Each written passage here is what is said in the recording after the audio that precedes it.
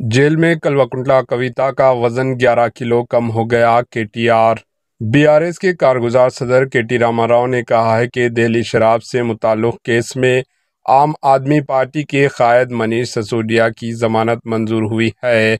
इन्होंने तौक़ी जाहिर की कि अरविंद केजरीवाल और कल्वाकुंतला कविता को भी जमानत हासिल होगी।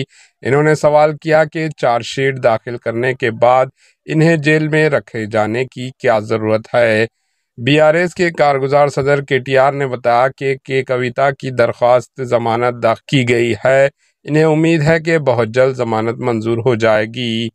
केटीआर जो कविता के भाई हैं, इन्होंने ये भी कहा कि जेल में कविता का वजन 11 किलो कम हो गया है और ब्लड प्रेशर और दीगर सेहत के मसाइल का सामना कर रही है। Bureau report, HN news.